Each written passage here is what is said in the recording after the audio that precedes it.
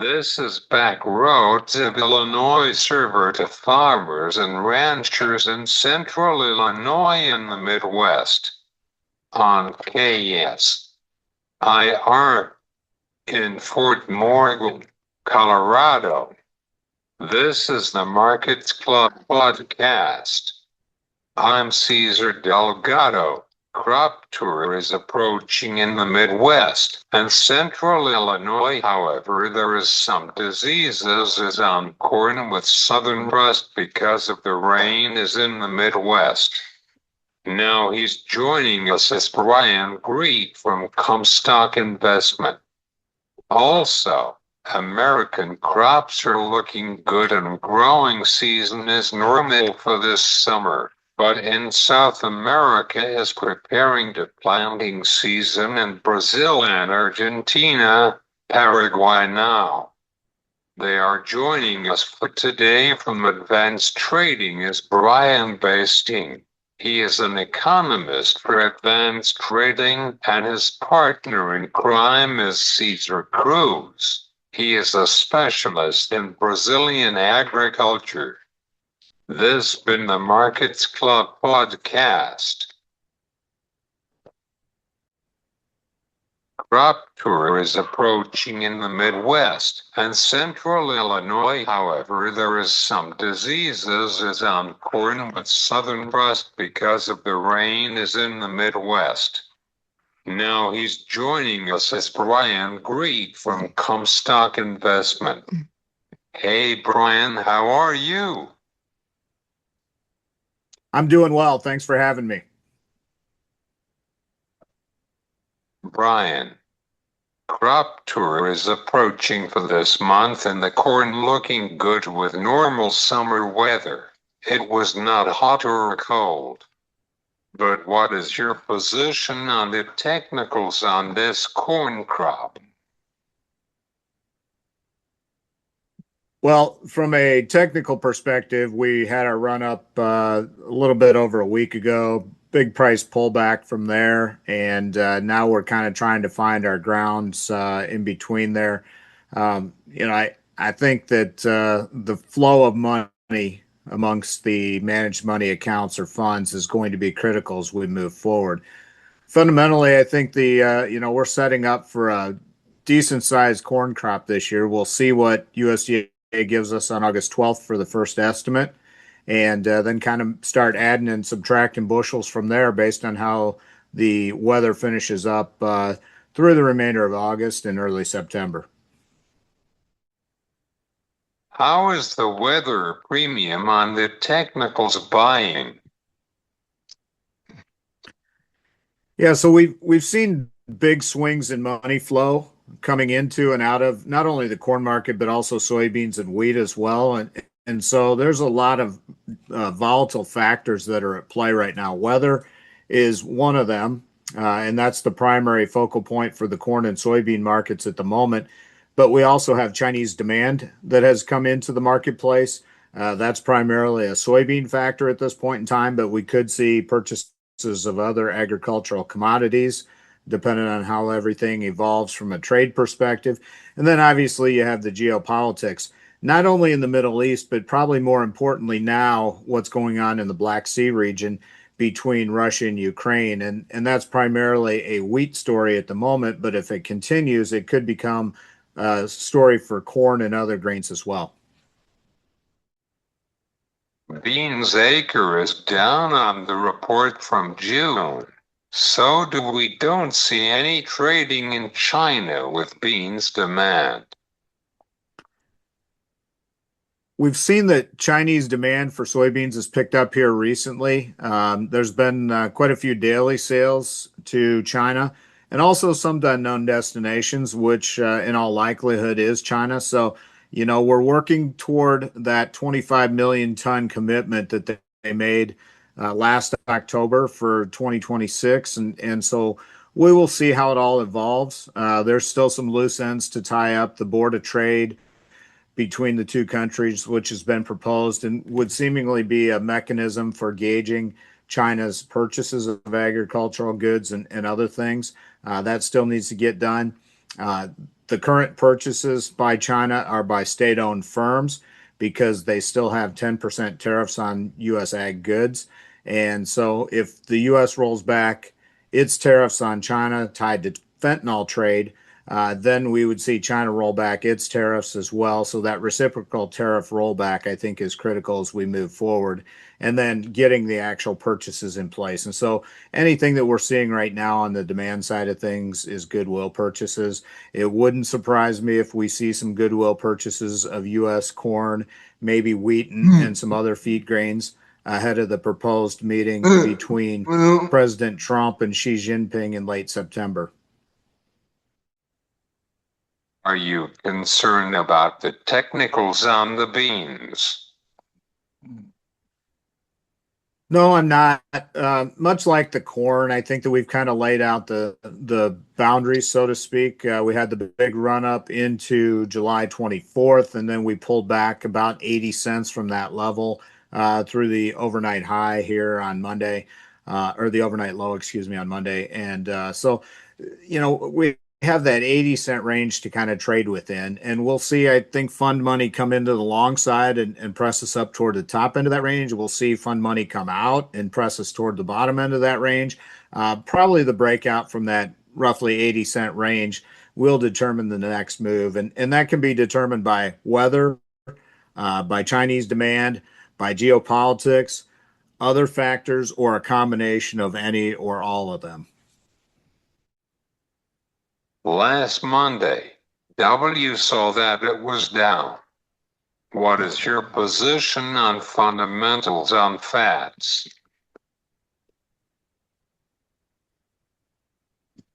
Yeah, I think, like I said, I think the cash side of things is moving higher for the fats. The live cattle futures have put in what looks to be short-term lows, and so I think we've turned the corner, so to speak. We've gotten out of that heavy liquidation mode at least, and are trying to recover. Still not the greatest time for beef demand. We do have Labor Day, in a month coming up, and that's the next beef holiday. After that, we kind of go through the fall time frame, and isn't the greatest for beef demand until we get into late in the year and year-end specials. I think it's going to be very interesting to see how the consumer reacts to the current beef prices. To this point, they've done a pretty good job, but the stress from inflation continues to be felt, and so we'll see. And I'm hopeful that the beef demand holds up, but we will see. So that's kind of where the fundamentals are, I guess, is that turning the corner from a short-term perspective, still hanging on from a longer-term perspective. What is your final thoughts on this corn markets after the crop tour and Labor Day weekend? Yeah, I think we've built quite a bit of yield potential through some of the major states this year. This year has been a lot different than 2025, just more extremes on the weather side of things. And so whenever you bring extremes in, whether it be temperature swings, rainfall patterns, those types of things, everything has been more extreme in 2026 than what it was in 2025 when we had the record yield. So I think it'll be difficult to beat last year's record. With that said, there are some pretty good yields out there in some locations. They just need some finishing weather. So as long as we don't get adverse conditions through the remainder of August here and into early September, then I think, many of those areas can finish strong. We have issues with drought and crop stress in the far western and northern Corn Belt. That's developed over the past several weeks here. They are really in need of some timely and widespread rains through that area. Some yield potential has already been lost in those areas, and so I think it will be critical to hang on to as many bushels as possible in those dry areas and continue to build the yield potential as we move forward. Now, the one thing that the heat wave did in the second half of July is it rushed maturity. And typically, what you want is to slow cook the corn crop after it pollinates so that it has ample time to fill grain and maximize yield from that perspective. We've rushed the early stages of that process. So that kind of has me concerned a little bit on that front. Ultimately, I want to see what USDA prints for its first yield estimate in August and then start adding or subtracting bushels from there. That's our really our truest gauge. A lot of guys try to start with trend line, and really trend line is nothing more than a model driven number. That isn't a starting point in terms of yield from which you should add or subtract bushels yet. So we need to get that August estimate, which is different than a trend line projection from USDA. Oh. Mm. Thanks, Brian. I enjoyed our conversation. Absolutely. Thank you for This having me is on again. Brian Grete from Commstock Investment on back roads of Illinois.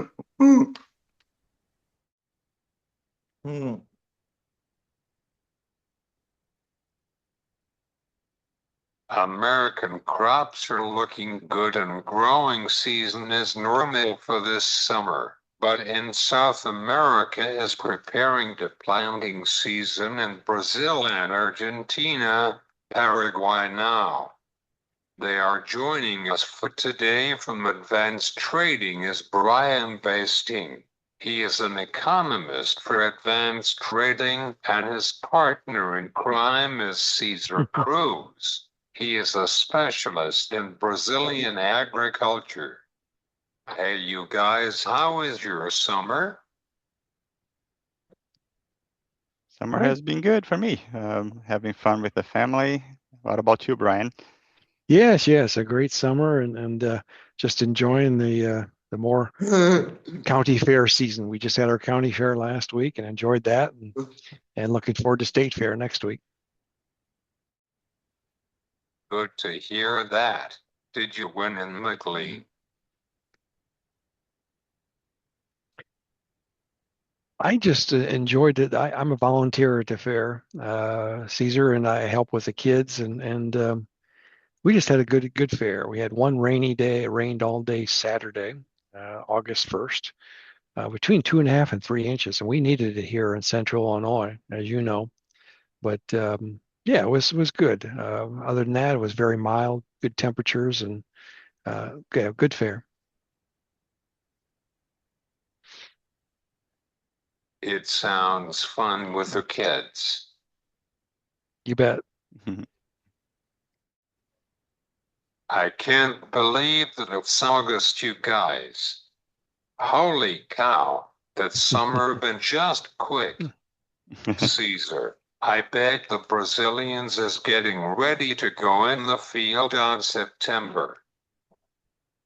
Yeah, you bet. Yeah, they are getting ready. And for beans, Brazilians are trying to get all the inputs they need.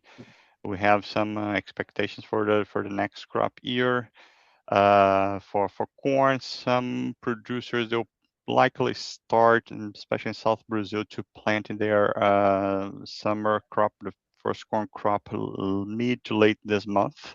We're probably going to see some action already moving in the southern states in Brazil, but maybe later for most parts of the country. But the second corn crop, that is the main crop for Brazil, they usually plant only in the beginning of the 2027 in January, February, after they harvest their beans, right? This is what is your position on Brazilian crop production for this year? If you talk about the 25, 26, which is the Brazilian crop market year is a little bit different than what we have here in the US for people who are listening to us, just to have an idea.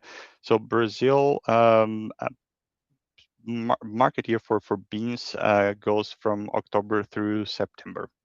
So I just saw the numbers here. Brazil had a record exports for July. They harvested a record crop, soybean crop, and they are harvesting their second corn crop that goes from March through February. So right now Brazil is about 70% harvested for their corn, and that's about the time when they start picking up on exports in Brazil.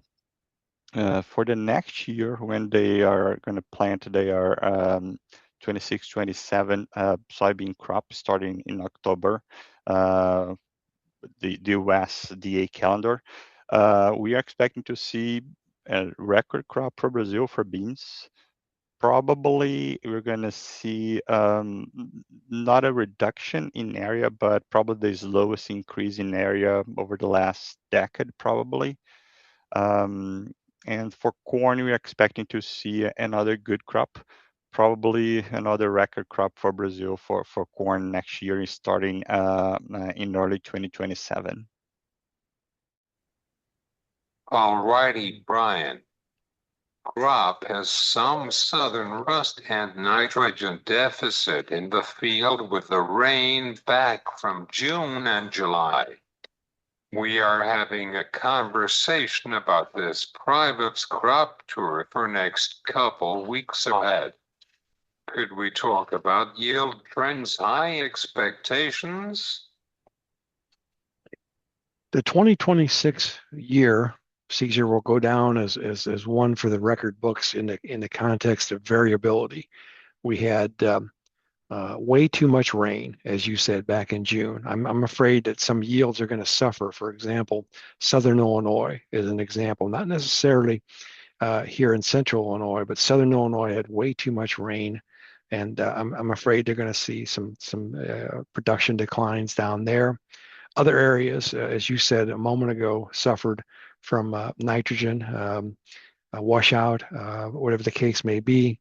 But it's variable. We're hearing discussion, Cesar, that out west, perhaps, in a state such as Minnesota, might be record crop for corn. They did not experience the same things that we saw here with the excess rain.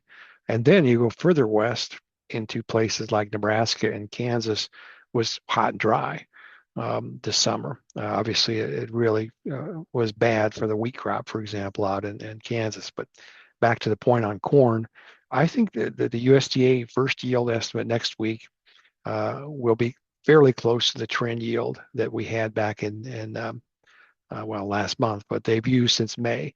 183, I think, is the trend yield. However, there's room for that to change, Cesar, down the road in future reports. But I think we're going to see variability, regional variability. And I don't think that this yield is made yet. I think here this month of August is important for grain fill on corn. We need some of these drier areas to get some good rain and get grain fill. But I think it's going to be a regional difference here in 2026 in contrast, for example, to last year when, nearly all areas had great crops. Obviously, nationwide record yield in 2025. More variability in 2026 is the way I would summarize it, Cedar. How do you describe the corn crop in central Illinois and Bloomington to Urbana-Champaign, Brian? Mostly good, Cesar. Mostly good. There are some areas that simply had too much rain, even around here, though, that will back off either on population or back off on yield. The one variable that it's a little bit challenging to quantify, Cesar, is the warm nights. We had some very warm nights, and the corn historically during pollination and even after pollination in the month of July, for example, you don't want to stress the corn at night. You want it to be able to relax, if you will, as it were, and get back temperatures, low temperatures in the 60s, low to mid 60s, or even lower than that would be ideal. But this year, Cesar, we had high 60s and low 70s. So short answer to your question is, I think we're going to be variable here in central Illinois. I think it's going to be potentially a good crop. I don't think it's going to be maybe quite as good as last year. For the most part, we had some stellar corn yields in 2025. It wasn't universal, and I know your listeners out there would remind me of that, but it was generally speaking a very nationwide record, statewide record last year in Central Illinois. I believe most counties here were record or near record. I'm not sure we're going to get that strong this year, Caesar. I think that there was just enough temperature variation, just enough too much rainfall. But overall, good, but maybe not exceptional like last year. Of course, but it's normal summer. Yeah, to some degree, we were really, really fortunate. 2025, in many cases, I'm not going back. I mean, it's in the past, but it's just as a good reference point. Was nearly ideal, Caesar. We had very cool temperatures post-pollination, and that helped because it was dry, as you may recall, and your listeners would recall, and you would recall, back in August last year. But it was so cool that we had an extended grain fill period, and we had good test weights, generally speaking, good quality corn. So every year is different. 2026 is much different from 2025. Um, we'll see. I think this year is still being the chapters are still being written even for corn here in the first week in August to what this final yield will be, but obviously not as much as it is for beans. But I do think our soils were blessed here in Central Illinois, as you know, with some of the best soil in the country, if not the world, and so that'll help a little bit too. But I just think that just a year like last year, nearly everything lined up well. We had great stands. The population was exceptional. We had very little drown out last year. We had cool nights, and we had, despite dryness late in the growing season, we had cooler temperatures. Tricky So I overall. don't see those factors How do being you quite the see same this some year. momentum in Brazilian crop for this year? The momentum is good. I think we haven't seen a lot of problems. Of course, there are always issues with crop in some parts of Brazil. For the next crop, it's still uncertain the fact that El Nino, a possible El Nino, can have in Brazil. One reason producers may start planting earlier their first corn crop in Brazil this year is because, especially in South Brazil, they've had decent rains. So they could maybe start planting earlier this year. We don't know exactly what can happen in 2027, but they're also trying to avoid high usage of fertilizers, especially when fertilizers earlier this year were at very high prices. Also, fuel. The Brazilian government controls somewhat the fuel prices, including diesel. Brazil has to import a lot of diesel. Brazil imports most of the fertilizers that they use. So they are, of course, trying to uh, find the best momentum for them to plant their first corn crop. And when time comes in September, when they start planting their beans, probably going to keep watching the weather to find the best timing for to plant their beans, and also coordinate that with their harvest to plant the second corn crop after they harvest their beans in February, March next year. What is your final thoughts on the balance sheet for this year with fertilizer supply and fuels, Brian? I guess my final thoughts, Caesar, would be that producers, when they make a decision this fall, and many producers are probably already formulating decisions about 27 here in late summer, but definitely this fall, is that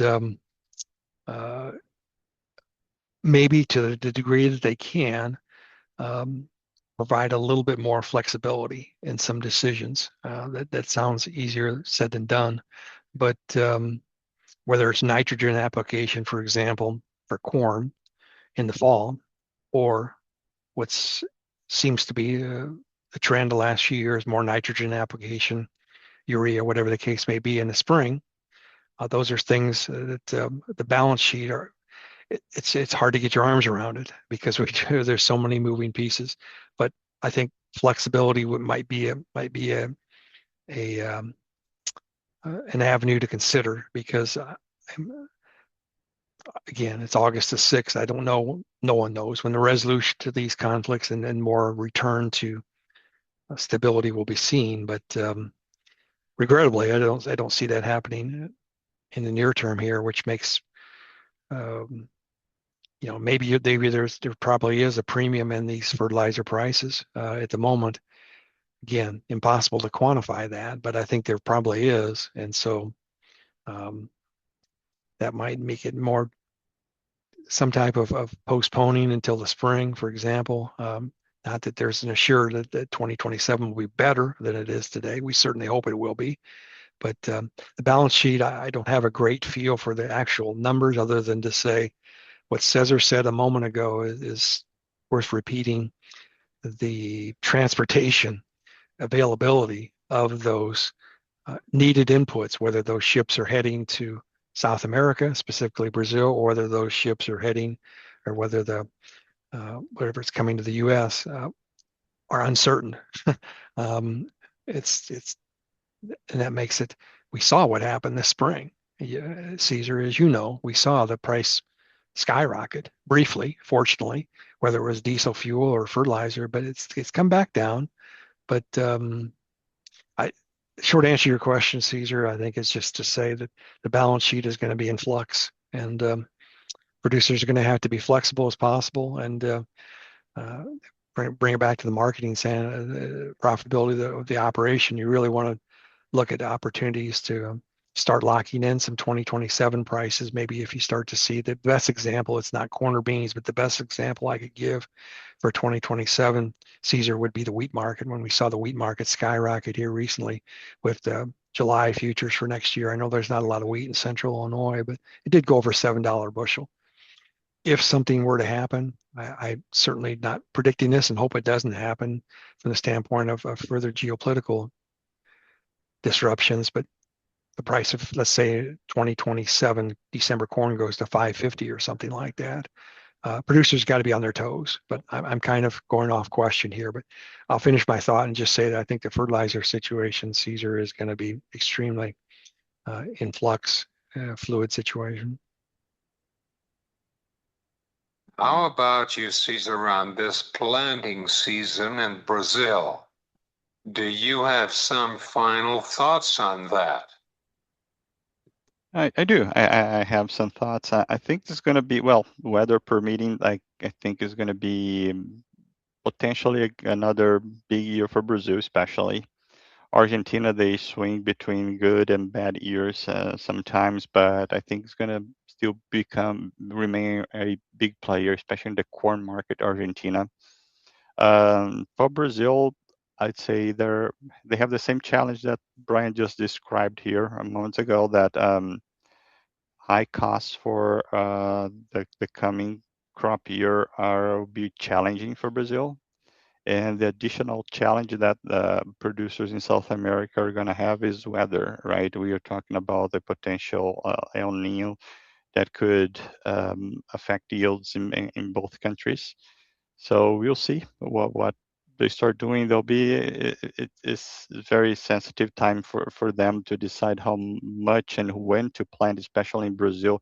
As you know, and I mentioned before, they're going to start planting their beans as soon as possible to try to benefit from a good window to plant the second corn crop early next year. But overall, I think South America will continue to be a big player in the market and creating some restrictions for our exports. And let's see what happens to China also, right? We don't know, like with all these agreements that we are dealing with China. Let's see when they're going to buy our beans. There is another challenge for us to see what is going to happen now with Ukraine and this conflict in Ukraine. They're already saying there'll be potential disruption to logistics similar to what we saw in 22 when this war started. And if Ukraine doesn't export their corn and wheat, we may have a window of possibilities for us here in US and also for South America. And on top of that, we are seeing like very bad weather in Europe, right? That could be another potential importer of for corn, especially from us. And they also have ongoing deal with Mercosur, with Brazil, Argentina, that they could use. So it's going to be an interesting dynamics for exports for 26, 27. It's pretty interesting times for right now. Yeah, you're right, completely right, and I think it's going to be exciting to follow. Excited to follow the rest of the 25-26 crop year and the beginning of 26-27. Thanks, you guys. I enjoyed our conversation. Thank you, Cesar. Always good to be with you. All right, thank you, Cesar. Thanks for having us. This is Brian Basting and Cesar Cruz from Advanced Trading One Back Roads of Illinois.